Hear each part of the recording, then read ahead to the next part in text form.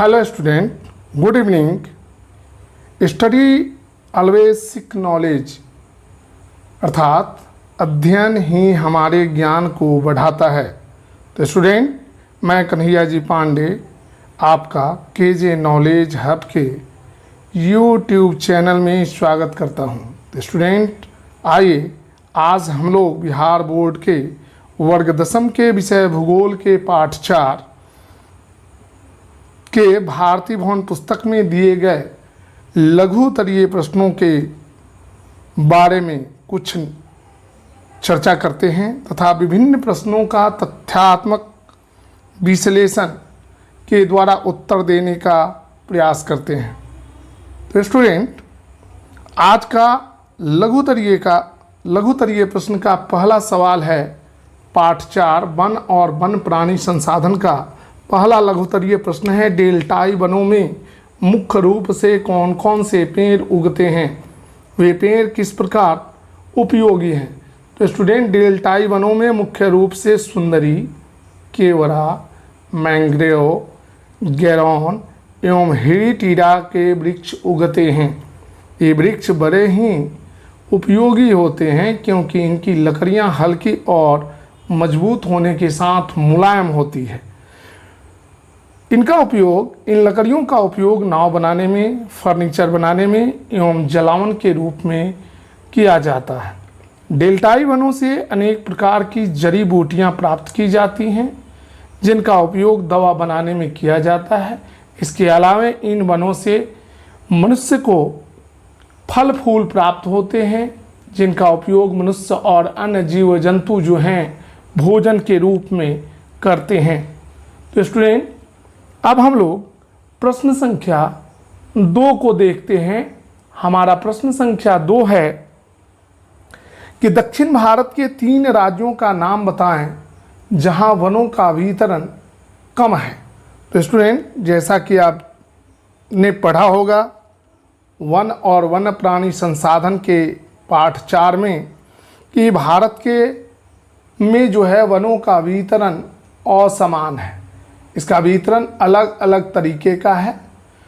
इसी तरह दक्षिण भारतीय राज्यों कर्नाटक, आंध्र प्रदेश एवं तमिलनाडु, ये 3 दक्षिण भारत के ऐसे राज्य हैं जहां वनों का वितरण बहुत ही कम है क्योंकि स्टूडेंट यहां पर लोगों के द्वारा वनों की अंधाधुंध कटाई हुई, जिसके कारण इन दक्षिण भारतीय राज्यों में वनों का वितरण कम हो गया। अब हम लोग प्रश्न संख्या 3 को देखते हैं। वन संरक्षण के 3 कारगर उपाय बताएं। तो स्टूडेंट, वन संरक्षण के 3 कारगर उपाय जो है हम अपने मन से भी सोच सकते हैं और इसके बारे में बात कर सकते हैं। नंबर 1, अगर पेड़ों की अंधाधुंध कटाई पर रोक लगा दी जाए तो ऑटोमेटिकली जो है वन के क्षेत्र में वृद्धि होगी। इसके अलावा वृक्षारोपण को लेकर लोगों के बीच नए कार्यक्रमों की शुरुआत की जाए और इसके बाद लोगों को वन संरक्षण को बढ़ावा देने के लिए अगर जागरूक किया जाए तो भारत में वन संरक्षण को बढ़ावा मिल सकता है। इस प्रकार पिछले दिनों में जब भारत में वनों किसी भी देश के कुल क्षेत्रफल के 33% भाग पर वन होना चाहिए, भारत में पिछले वर्ष यानी 2012-13 में वन का जो क्षेत्रफल था वह भारत के कुल क्षेत्रफल का 19.2% भाग था।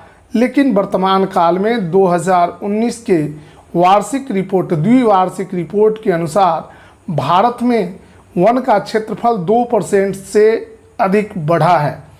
अब स्टूडेंट, हम लोग प्रश्न संख्या 4 को देखेंगे। हमारा प्रश्न संख्या 4 है स्टूडेंट, प्रश्न संख्या 4 है भारतीय वन्य प्राणियों के विविध प्रकारों का उल्लेख उदाहरण करें। तो भारत में विभिन्न प्रकार के वन्य प्राणी पाए जाते हैं। इनमें शाकाहारी प्राणी हैं। शाकाहारी प्राणी का उदाहरण जो है हिरन है, हाथी है, खरगोश है,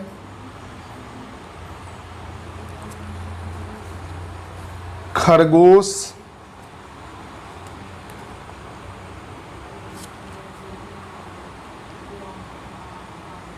बारहसिंगा,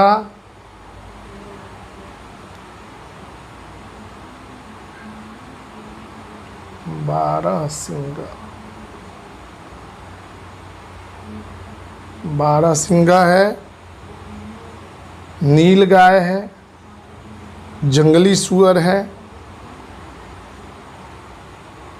दूसरा प्रकार है मांसाहारी प्राणी, इसमें शेर है, बाघ है, चीता है, भेड़िया है, भेड़िया के अलावे तेंदुआ है,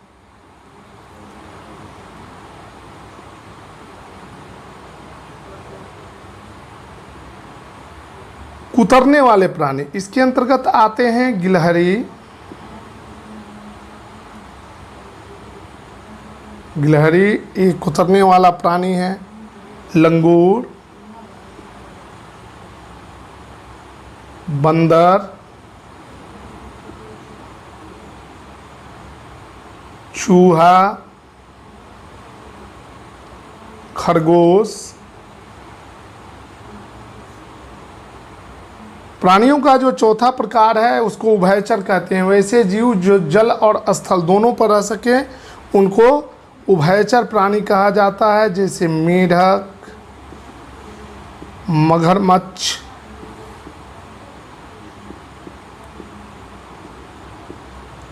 कछुआ, घड़ियाल,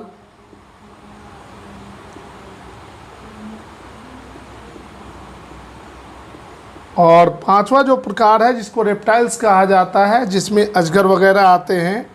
इसमें सांपों की अनेक प्रजातियां होती हैं। सांप इसके अंतर्गत अजगर हो सकता है, कोबरा हो सकता है, वाइपर हो सकता है। ये सब सांप की प्रजातियां हैं। अब हमारा अगला सवाल है स्टूडेंट, प्रश्न संख्या 5, अभयारण्य क्या हैं? तो स्टूडेंट किन्हीं दो अभयारण्यों के नाम लिखिए और उनकी स्थिति बताएं। तो किसी सक्षम अधिकार के द्वारा किसी क्षेत्र में स्थापित वह स्थान जहां पर किसी उच्चतम व्यवस्था अधिकारी की अनुमति के बिना किसी भी पशु या पक्षी का शिकार करना गैर कानूनी हो, उनको मारना गैर कानूनी हो, उस क्षेत्र को अभयारण्य कहते हैं। वर्तमान समय में भारत में अभयारण्यों की कुल संख्या 528 है। इनमें से 2 अभयारण्यों के नाम और उनकी स्थिति इस प्रकार है। मानस वन्य जीव अभयारण्य, यह असम में अवस्थित है, और दूसरा है हजारीबाग वन्य जीव अभयारण्य, यह झारखंड में स्थित है। अब स्टूडेंट हम लोग प्रश्न संख्या 6 को देखेंगे। हमारा प्रश्न संख्या 6 है,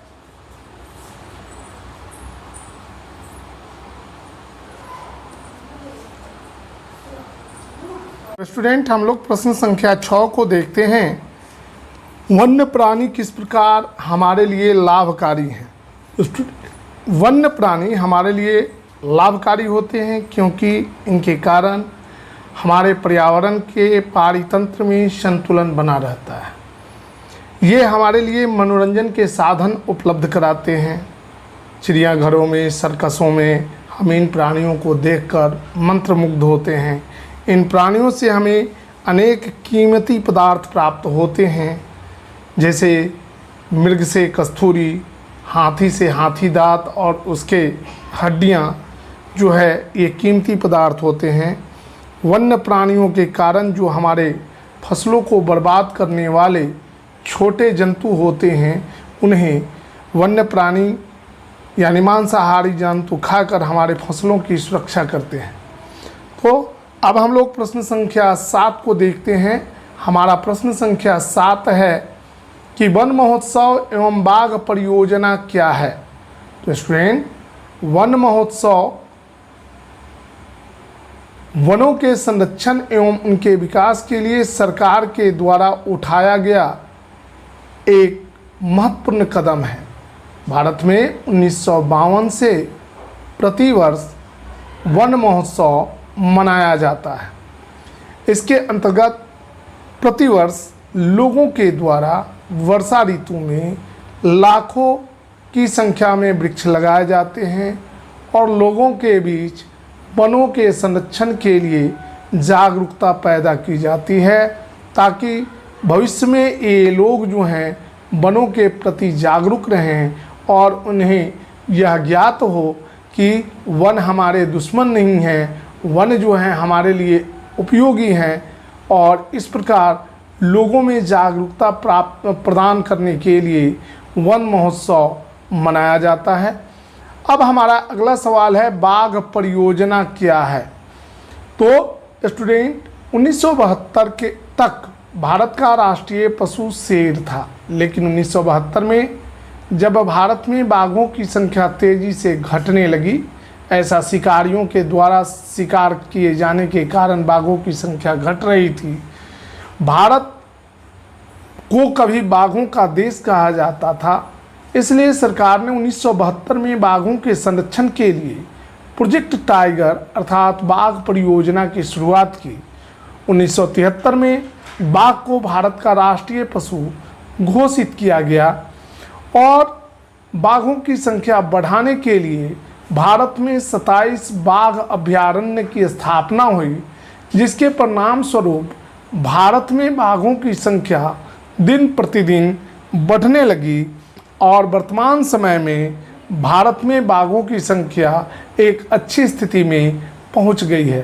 तो स्टूडेंट, इस प्रकार हमने आज आपके समक्ष भूगोल के पाठ 4 वन एवं वन्य प्राणी संसाधन के लघुतरीय प्रश्नों के बारे में बारी बारी से चर्चा की और सातों प्रश्न का तथ्यात्मक रूप से विश्लेषण किया गया।